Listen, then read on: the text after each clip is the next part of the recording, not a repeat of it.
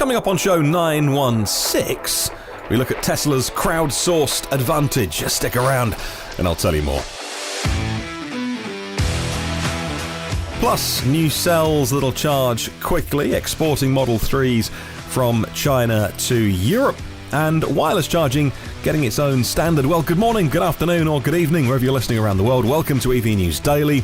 My name is Martin Lee. I go through every EV story so you don't have to. Thank you for your patience while I catch up on the podcasts. A couple of days kind of behind getting news out. I did a little mini studio rebuild over the weekend that turned into much more than a mini studio rebuild. Do you ever do those projects where you think, oh, that's about half a day on a Saturday? 3 or 4 days later, still putting it all back together again, plugging things in. So rather than kind of cobble something together and, record in the kitchen and have it not sound like usual, I thought I'd just delay things by a little while. So just getting back up to speed on the podcast. Thank you for your patience on that. First in the news today, the South Korean cell maker SK Innovation just announced some new cells they're working on for electric vehicles, which could provide not only more range, but importantly, faster charging speeds. There are pros and cons to this story, but the headline they gave is that it could charge 250 miles of range in just 10 minutes. Now, you must always say when you hear these kind of things, what efficiency are you talking about? Because this isn't for a specific car. It's like when people say, oh, they've invented a battery that fully charges in 5 minutes. Great. Well, how big is the battery? So if they're just talking about, and maybe there was an asterisk somewhere that I missed, but if they were talking about an average EV, say an EV that does 4 miles per kilowatt hour, or just kind of an average EV that could charge for 10 minutes and then achieve 250 miles of range, that would be a huge step forward in terms of those cars being appealing to the kind of people who want those quick stops. Now, by the way, I don't want those quick stops. As a long-time EV driver, you soon realise when you buy an EV for the first time, and if you've got off-road parking, if you charge it at home, that you don't care if a stop takes 20 minutes or 30 minutes. Because if you're stopping after a couple of 100 miles of driving, you genuinely want a rest. If you're doing a road trip and you've been driving for 2-3 hours, you genuinely want to stop, get a coffee, get some food. And if that's 10 minutes or 30 minutes, I don't mind. I don't mind stopping and taking it easy. However, for the headlines, for the people who are doubters, for the people who think they need it but don't actually, this is more of a feature that if you say, do you want an EV that charges in 10 minutes? Oh, yes, please, I need that. You don't really. There'll be some people, of course, I'm painting with broad brushstrokes. There will be some people who do need to charge quickly, who do want to charge quickly, who would do 250 miles and then just want a quick 10-minute stop. Look, 10 minutes goes by very, very quickly. But anyway, so this is great news. They haven't said what chemistry they're using for these cells, but they did say that they would be commercially available next year in 2021. There was a line in the story that said that they can accommodate 1,000 charge and discharge cycles, and that seems low to me. Like very low to me in terms of what they should be talking about. Maybe that's a misprint. I'll carry on researching that one because that would be a very short battery life. However, that is, from what I can see, the only negative that they're talking about here. SK Innovation supply cars like Kia for the e-Niro or Niro EV, depending on what it's called, where you're listening around the world. Their sister company / cousin company, all part of the same group, Hyundai, or however you want me to say that name, have the Kona, which uses LG Chem cells, another South Korean company. It's not clear whether these new cells will be the ones produced at their new factory. They want to be making cells at their Georgia plant, which will go into the Volkswagen ID4. Now, the Volkswagen ID4 is going to be made at the Chattanooga plant, and that starts in 2022. And that's when the real cheap versions of the ID4 will be available to the US buyers. And that's when you don't have to buy the German imported ones anymore, which are a little bit more expensive. So yeah, SK Innovation making those cells, hopefully at their new Georgia plant. That plant, there's 2 buildings in Georgia going up, and they will together power 300,000 EVs every single year. And again, very, very, that's the headline. You've always got to say, well, that's great. If if those EVs have a 1 kilowatt hour battery, that's not impressive. So I don't know what average battery size they were talking about with that headline, but 300,000 EVs every year coming out of those 2 Georgia plants would be fantastic. And another great positive battery story. So Tesla are preparing to export cars from China to Europe. As I told you about last week on the podcast, China now exporting the Model 3 Standard Range Plus to Europe. Maybe you've seen the pictures already. They've been lined up on the docks, getting ready to get on the big car carrier in typical Chinese style. They had a ceremony to celebrate the occasion. 7,000 of these cars on the first boat. They've parked them on the dockside in a certain pattern that when you view it from a drone shot above spells out the word Tesla. Those cars are now on their way. All the various regulatory hurdles have been jumped now so that those permits are granted for a vehicle made in China to be driven on European roads. That's all now signed off. They use the latest lithium iron phosphate cells inside their battery, which are cheaper. They contain no cobalt. They are comparable for performance, if not slightly better than the other cells they were using. However, it's the energy density which isn't quite as high as the cylindrical cells going into the performance versions of the Model 3 made in China. This is not a one-off shipment, by the way, in case you thought I was insinuating in any way that this was the only ship heading to Europe. Giga Shanghai over the next few weeks and months will be sending many more Model 3 Standard Range Pluses in my direction. Well, not me personally. I wish. I'd love one. I'm kind of hanging out for a Model Y, he says, not being able to afford a Model Y. It's funny to see this publicity picture of all the cars lined up in front of a car carrier that you can't help but notice is going to be spewing out tons of fumes into the air.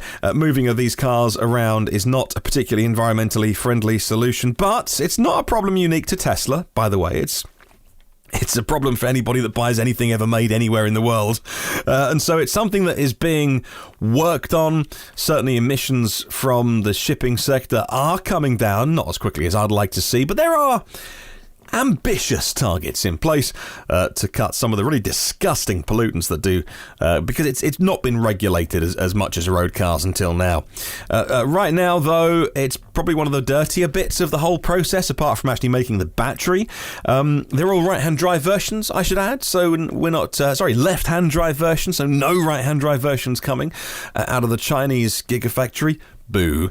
However, I guess here in the UK, we'll wait for cars made in California. That doesn't mean as well that cars are not coming from California. That was something that was assumed when we found out that cars were going to be made in Shanghai and delivered here. Some speculating online last week that these Chinese-made Model 3s were being made there because it's shorter to get here. Well, it's about 11,000 miles to sail from Shanghai to the major European ports, the places like Zeebrugge or in Norway, further up. And it's over 8,000 miles from San Francisco. So actually longer to come from China. And you have to wonder whether those shipping costs are higher. But there's those shipping routes are pretty well travelled. Everything's made in China and shipped to Europe. And also, the labour costs are so much lower in China that even if the shipping costs are slightly higher, it's surely offset. Okay, worth noting as well, the price for the Standard Range Plus cars here hasn't changed. It is still around the same price. Those prices I thought might come down a little bit, despite there being no tariff, because the car's made in US. Is it 10%? Or someone correct me on that. I know we pay US car tariffs. It's not a huge amount, but it does add to the cost of the car. So if you have any insight on that or any of the stories that I talk about on the podcast, please leave a comment below on the YouTube show or email me. hello@evnewsdaily.com is my address. I mentioned last week as well, after the earnings call for Tesla and their investor letter, they could spend $5 billion a year, because they spent $1 billion on capital expenditure in the quarter. They could easily spend $5 billion a year and it wouldn't touch the sides, as in it wouldn't materially affect their outlook and their financials. Well, it turns out I was wrong by about $1 billion a year. Hey, that's not too bad. That's close enough. They just announced they would be spending, it's a huge amount of money, isn't it? Capital expenditure will increase to $6 billion a year next year and the year after as well. $12 billion over the next 2 years in an SEC filing called the 10Q, expecting their capital expenditures to be on the high end of $3.5 billion this year. So it was an unrepresentative quarter that we just had. So yeah, like $6 billion a year on growth on over the next 2 fiscal years on capex, on those projects that expand the company. And they've got some very intensive projects obviously going on, not just with building the factories and the machines that build the machine, but the various bits and spin-off bits of the company as well, if that's how you want to me to portray it, the various different chunks of Tesla. I mentioned last week, by the way, headline story now, their crowdsourced advantage, that Tesla has the potential. I mentioned on the podcast that one of the things that they can now enjoy after spending years of hell making EVs, of being told that when everyone else starts, they're going to be in trouble, and that, you know, they're terrible at making cars, all the criticism that's been levelled at them, you know, whether that is from the old panel gaps thing, which was just became, you know, such a tired thing online. Don't get me wrong, I know that there are still some cars coming off the line that are unacceptable. I've seen the pictures online. I have listeners that have emailed me. I'm not saying they're all perfect, but they've been through that process, and they've now got 1 million cars on the road in the fleet, and they're all contributing to the improvements that are ongoing. So they're all connected cars. They've all got SIM cards inside, and I think they're all 4G. They're not 5G in places. I think all the old 3G ones have probably been upgraded by now. There's some 3G stuff flying around the old Model S's. And so they've got constant contact with all of their cars. They learn, they can push updates, over-the-air updates to the car, but also those cars can send data back to the mothership when they need to. Now, this has never been more important than the fully rewritten beta version of full self-driving, which has been getting all the headlines. It's rolled out last week to a few select Twitter users and Tesla, high-profile Tesla influencers, the kind of people who weren't going to tweet bad stuff. Don't get me wrong, I saw some of them all level-headed. I saw some of the pro-Tesla, like the people that pump it all the time, being like, oh my God, this is amazing, it's the best thing ever. And you're like, okay, maybe it's because I'm British and reserved, and I'm like, okay, well, that's nice. You know, deep breath. I saw some other people who were putting some more balanced, you know, feedback online, but it was still very, very pro, because if you are one of those pro Tesla influencers, Twitter users, or those accounts that you know live and die on always pumping out positive stuff for the company, then, and you don't want to say bad stuff because you'll be ticked off the list for next time. And so it was a very, very positive first few days of those handful of people that were given access to this new self-driving technology that looks very, very good. The visualizations and stuff look fantastic. It's a full rewrite, and as this goes to the wider fleet, it'll be very interesting to see the reactions of what I will call normal people, if that's not too offensive to the hardcore fanatics who are using it at the moment. So what's interesting, what I didn't realise, is that when they've all been getting home and connecting to their home Wi-Fi, Tesla hasn't just been uploading the usual amount of data or logging as they do. They've been uploading gigabytes of data, and maybe this has been happening over the air, not just when they're on their home Wi-Fi, but one Twitter user did say that he had monitored his home Wi-Fi connection, and Tesla took 4 gigabytes of data from the car. That is incredible. That's a significant amount of learning that their engineers can do from just one car. Now multiply that by the fleet, and it's crazy impressive. Now, I'm not suggesting they're doing this with all of their cars. Obviously, it's just the ones that are in the beta test that are being rolled out. And the more people that do get this technology, the more Tesla's learning will grow exponentially. It's a key difference between them and certain other car makers. It's been normal for a product to be released when it's ready, and that is, I think I feel safe about that, as in car companies would spend often, if not months, years testing with hundreds or even thousands of test drivers and testers, and when they were ready, the car would get released. That's not to say that recalls didn't happen, and they're actually more popular than you would realise, or they happen more often than you would hope, but generally that's how it was done. Tesla seemed to get to like any Silicon Valley company, get to a point of just ship it now. And, you know, I've said on the podcast last week, I have feelings both ways about that, how it's equally impressive, but also I don't want something that is safety related, like full self-driving, that is inherently a safety product. I don't want the name beta being next to that. And it always has been, by the way. It always has been. So this is nothing new. This didn't start last week. I just personally feel uncomfortable with, I don't mind testing out the new version of Outlook or Word, and you can try the beta version of Facebook on me, but I don't want to be a beta tester for a 2-ton car, thanks. Maybe I'm an outlier on that, but anyway, my personal opinion. However, what it does mean is that Tesla can operate like a Silicon Valley company. They can push this beta product out into the market and not just have their own testing going on, which has clearly been happening, but with thousands, tens of thousands, hundreds of thousands of beta testers sending back invaluable information. It is very impressive. And if I was in their shoes, it's exactly what I would probably be doing as well. So, if you are in that group of people, it'd be interesting to see if you've noticed anything about how much data your car is sending back to the mothership and how much learning is being done. Certainly at this stage, they'll be evaluating about how quick that rollout happens to the rest of the fleet, that staged rollout that Elon has been talking about. Moving on, another day, another special purpose acquisition company, SPAC. They called SPACs. Now Lordstown has finally finished theirs. This is 2020, as well as being a dumpster fire of a year, has been the year of the SPACs. It's a special purpose acquisition company that gathers investment, becomes a publicly traded company, and then goes on the hunt to do a reverse merger with any other company that is looking to become public and want to do it quickly, without as much administration and paperwork than the normal IPO route and roadshows and things like that. Called a reverse merger.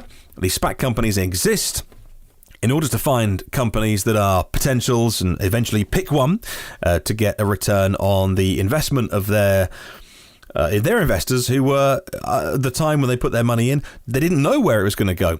So this latest one is Lordstown Motors. That's now signed off. It's a done deal. They're now trading with Diamond Peak Holdings, trading on the NASDAQ now. Good luck to everyone at Lordstown in Ohio. A reminder, they make the vehicle called the Endurance, out next year. Very traditional. Looks like a truck would look. There is no Cybertruck about this at all. Aimed at fleets, aimed at people who, believe it or not, don't like the look of the Cybertruck. Shock, horror.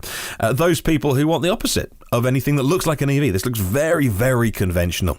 It's got in-wheel hub motors. The history of the company is they used to be called Workhorse. Then they bought the old GM plant in Lordstown. And Lordstown Motors is now making the Endurance. One of the benefits of these mergers is they provide instant capital to those companies to go and invest. And they're building out their EV company with an extra almost $700 million made in the proceeds of this arrangement. Final story today, and wireless charging now has a unified standard. Now a standard for wireless charging around the world that everybody has agreed on. The wireless charging standard covers wireless charging up to 11 kilowatts of power, and it covers how the car communicates with the charging pad on the ground, how the inductive system works, things like distances. The new unified standard provides clarity for anyone looking to invest, companies to invest in R&D and actually put those products out there. The standard is 94% efficient, which still blows my mind. And so on an 11 kilowatt charging mat, it's around just over half a kilowatts an hour lost, which is, I don't know if you think that's acceptable or not, but 94% efficiency is up there with plugging in your car. So, people go, well, wireless must be terrible. It's about the same. Now, is plugging in your car the most onerous of tasks? No. Yes, of course, we can all plug in at home, but there are many examples of where wireless charging will be useful. Autonomous vehicles are the one that is something that comes to mind straight away, unless you want to employ somebody to go around plugging them all in and unplugging them when they're fully charged. But no, of course, things like taxis, where they are stop-start on a road, and commercial vehicles and public vehicles and things, wireless charging makes a lot of sense. Probably not at home, because you don't want to dig up your garage floor or have these pads put down and you can just plug it in. It's fine. It takes all of 3 seconds. But there are so many places where wireless charging should be taking off, and now it has a new standard that the world has agreed on. And that's a good thing. We like standards. It allows for investments, and it means that wherever you go, whatever car park or road, it's all interoperable. Fantastic stuff. And that's your podcast today. Thank you for listening. Well, there are 915 different shows in the archive, which you can get at evnewsdaily.com, and I would invite you to listen to any of those shows. If you want to check out the archive, please do. If you can take a couple of minutes to ever review this show on iTunes, that's always helpful. And thanks to our premium partners, Phil Roberts of Electric Future, Brad Crosby, also Avid Technology, Porsche of The Village in Cincinnati, Audi of Cincinnati East, Volvo Cars of Cincinnati East, nationalcarcharging.com and alohacharge.com. Check them out. Derek Riley's got a brilliant EV Review Ireland YouTube channel. Going to pick our winner very soon as well of last week's competition. And also Richard at rsimons.co.uk, rsymons.co.uk. They are the electric vehicle specialist. Have a wonderful day. I'll catch you for tomorrow's show. Oh, and do remember, there's no such thing as a self-charging hybrid.